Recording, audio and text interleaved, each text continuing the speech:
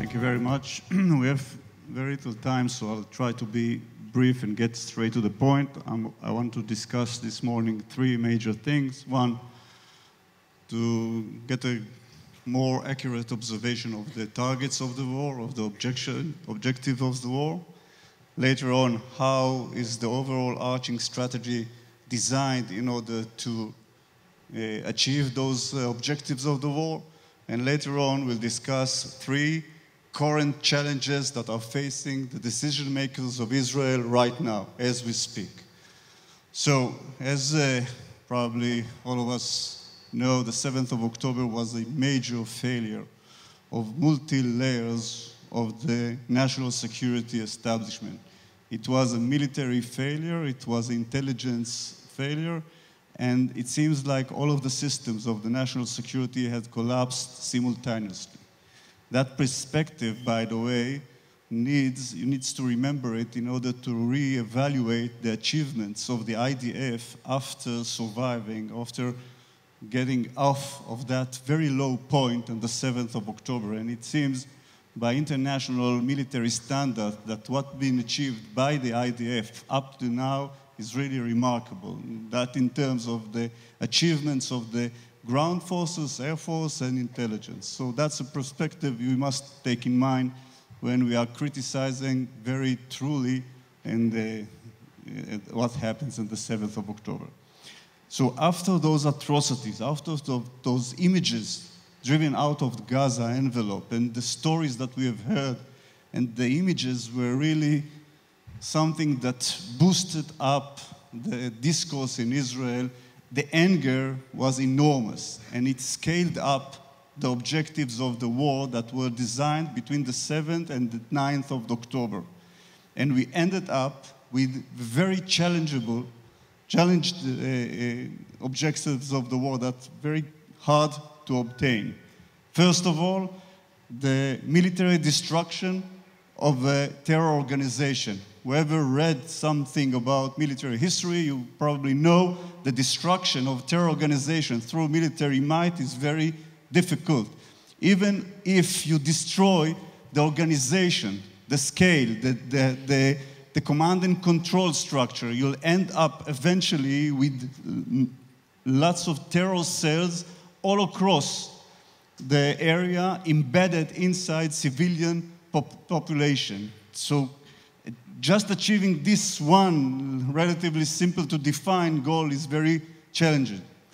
Second, one of the aims of the war is to replace Hamas as a ruling entity over Gaza. That's a regime change objective of the war, and it's very challengeable. It is highly difficult to obtain it.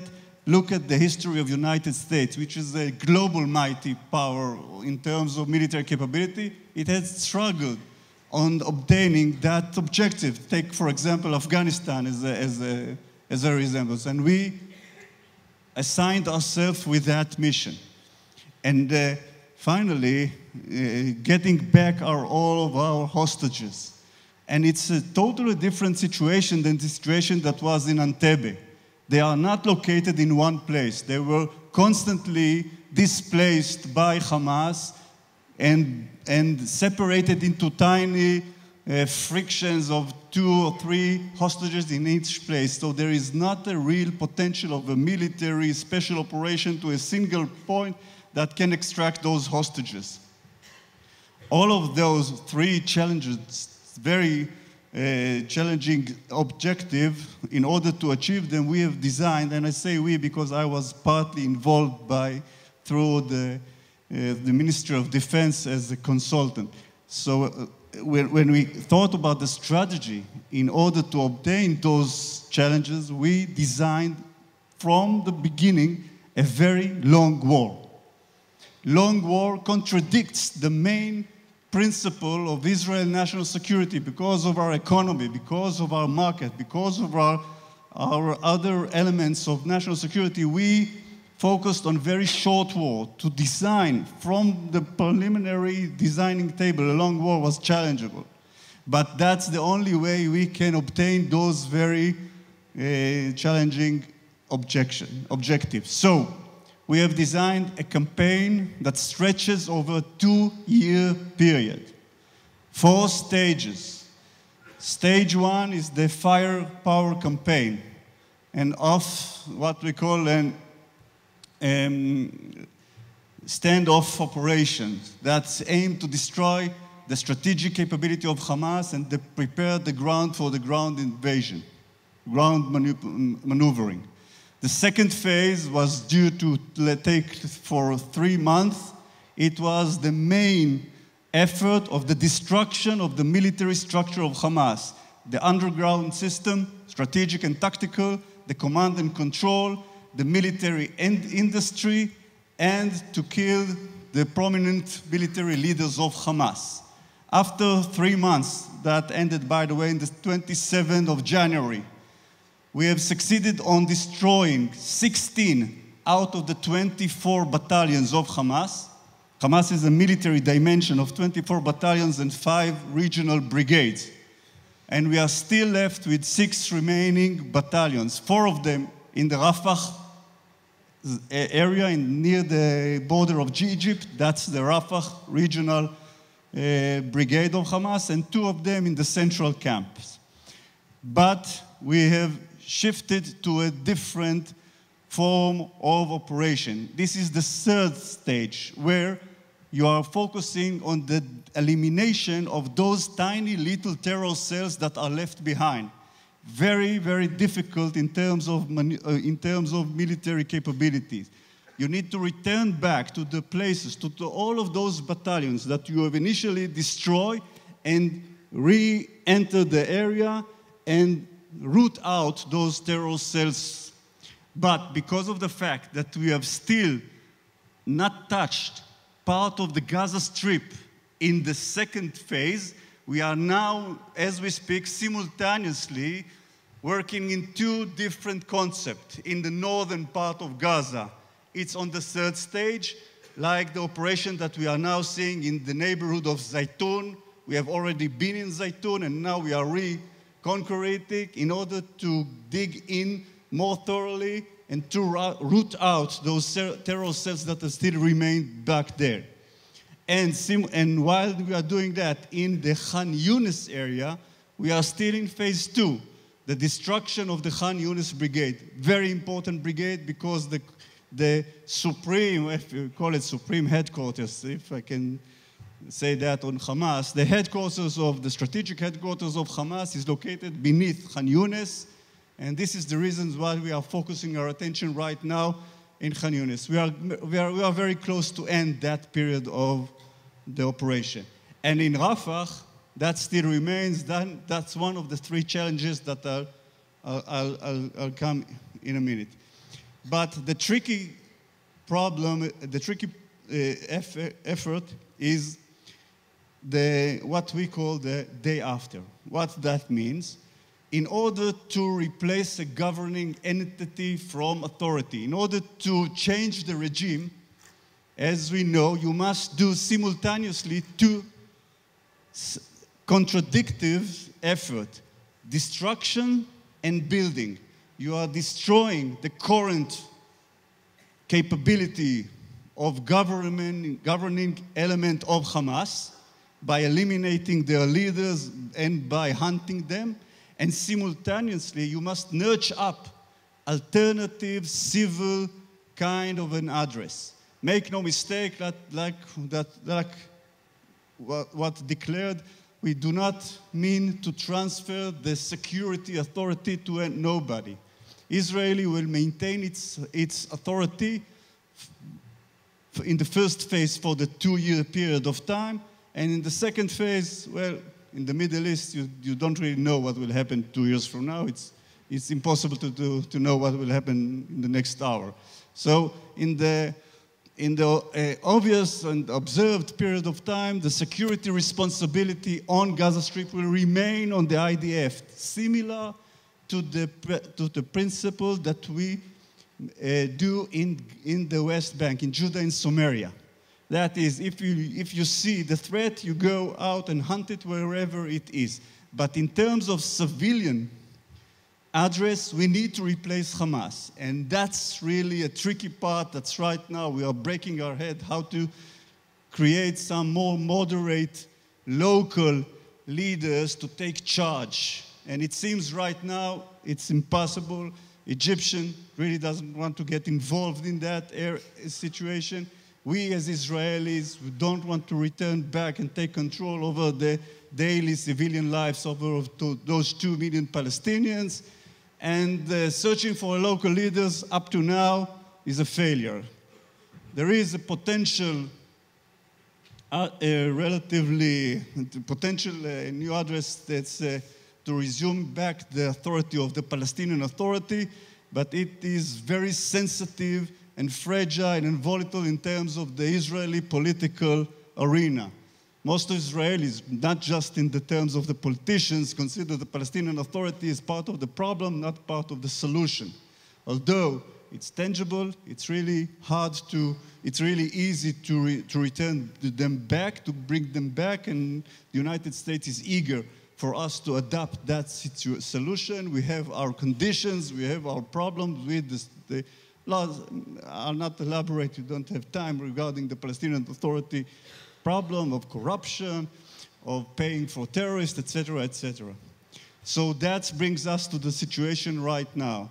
We need to nurture up alternative address in the term of civilians while continuing the destruction, and that those terror capabilities of Hamas are behind civilian infrastructure and using civilians' life as a human shield. Regarding that, according to the numbers that were published by the health authority of Hamas, there are about 30,000 people dead in Gaza. Among them, we as the IDF and the intelligence know about 13,000 out of those 13,000 are terrorists. It seems a lot of uninvolved civilians that were killed. But if you compare that to the international standard, in the same situation where you maneuver against terrorists that are using civilians as human shield, that is remarkable. That's really, the scale of 1 to 2 is unprecedented in a similar military situation. Moving back to the overall arching strategy. After the third phase, there is this fourth stage. The fourth stage is a 1-year period of time. Okay?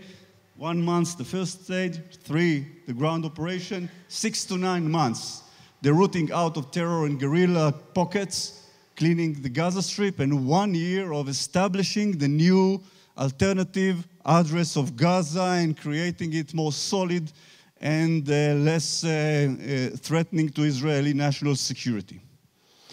Let's finish this brief briefing with the 3 major challenges facing us right now. The first one is the hostage deal. The problem is there are 2 negotiating parties, Qatar and Egypt, each one of them not really friendly, and they are trying that creates one problem. So each time we go to Paris, it is mainly to coordinate between those 2 negotiators, and the first time that we have one suggestion, not 2. Secondly, Hamas wishes to achieve 2 things in the future hostage deal. One is to secure its survival, that is to end fighting activities, and although he's been crushed militarily, he can reach out of the rubbles and wave his hand that I have survived this enormous challenge and I'm still the ruling entity of Gaza. That will enhance the support of Hamas in all of Israel. The meaning of that you will, even the more moderate elements inside the Palestinian Authority will be challenged by the grand popularity of Hamas. That's the first aim, to end. Second aim is to retrieve all prisoners from Israeli jail. We know now that one of the objectives of the war was to enhance or to replace the bargaining chips for a future deal that Hamas held in its pocket. So they want to bring them out of the Israeli prisoners. Part of them are really friendships, comrades of Yahya Sinwar, the leader of Hamas, and he's really, that's one of his ambitions. Third, they would want to ensure that we will not resume fighting in the future by international assurances, which is impossible. Nobody in his right sense will write kind of assurances. We don't know what will happen next year, so that's really impossible to achieve.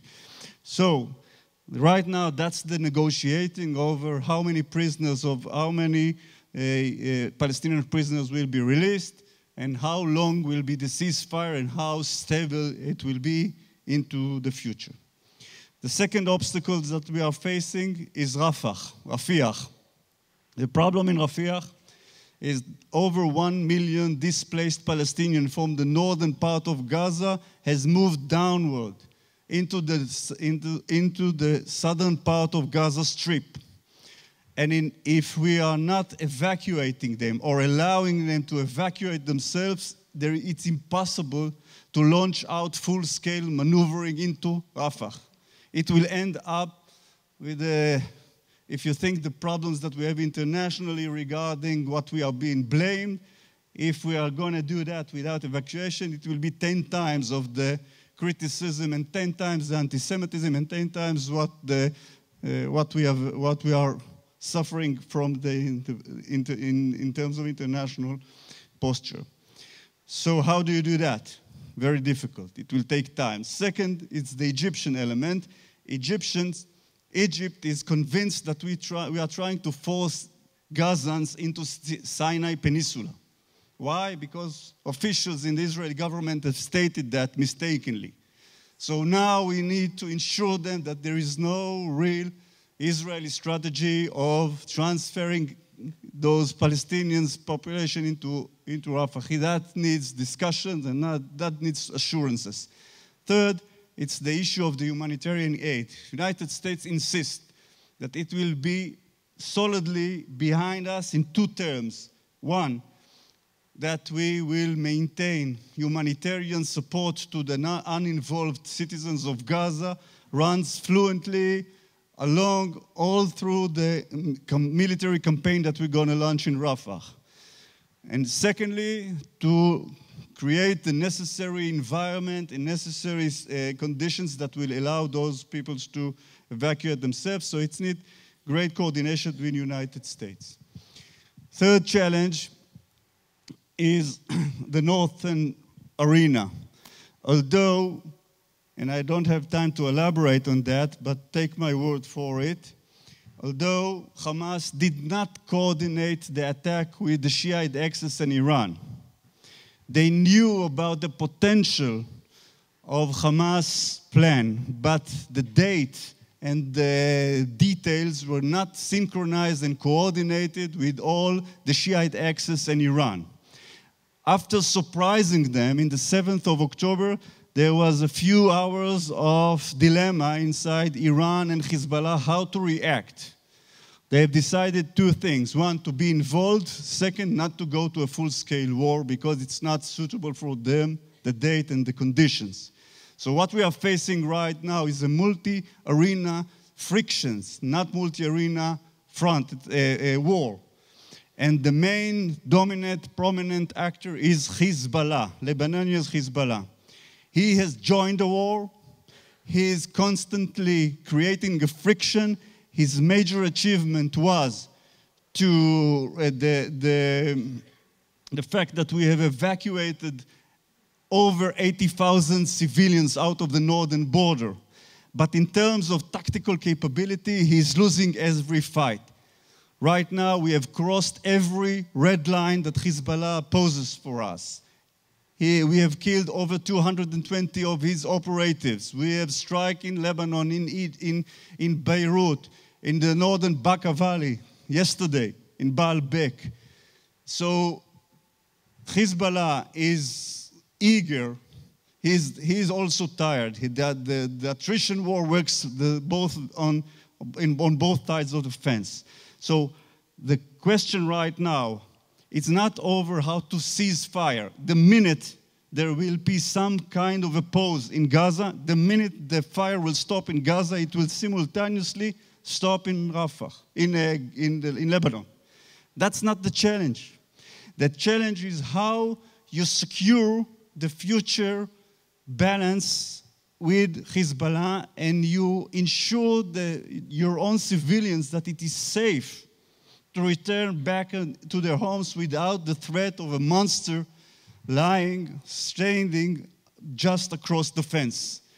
And in order to do that, that's the dilemma right now, is how to enhance pressure on Hezbollah and create some kind of a political envelope with the support of the United States. Amos Hochstein is working in order to, the special envoy of the president is trying to negotiate some kind of agreement that will remove Radwan forces. This is the special operation forces that potentially can create the same atrocity of the 7th of October. Those are guys that have infiltration capabilities.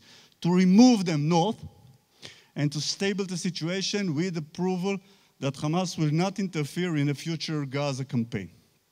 We want to break the coordination, to break the resistance front. I've exhausted my time and probably your patience and the worries towards the day, so I have to stop right here, and thank you very much.